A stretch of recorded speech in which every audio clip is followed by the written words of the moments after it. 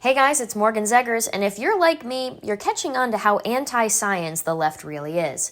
I find this to be especially true this week because I just found out that the American Medical Association just announced that we should no longer put the sex of a baby on their birth certificate.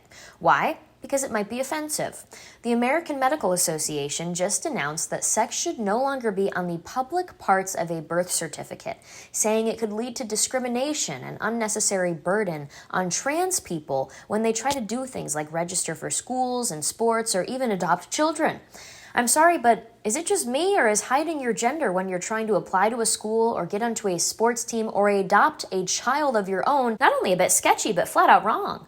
But it sounds just fine to the medical experts at the AMA because they think sex at birth should only be known for medical and statistical use. Even weirder, it turns out 10 states already allow gender-neutral designation like X on birth certificates. Why the heck is it legal to tell your child that their gender is X from birth? According to people like Sarah Mae Smith, a delegate to the AMA from California, she thinks this is a great step forward in supporting the concept that gender isn't binary, it is apparently a spectrum. The actions of the AMA are only going to further the distrust the American people have for authority and experts, specifically health experts, in this country thanks to COVID-19.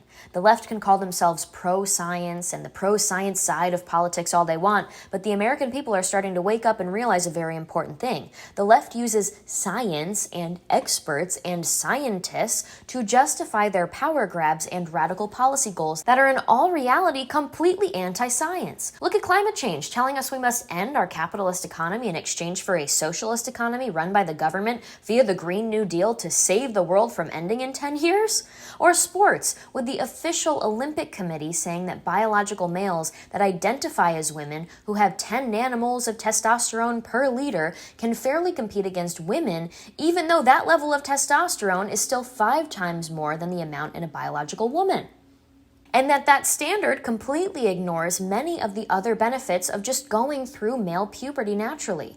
What about COVID-19 and their insistence that we could go back to normal if we all got vaccinated? And now, if we are vaccinated, they still want us to wear masks and socially distance. None of it adds up, and it's time we start questioning authority, especially these health experts.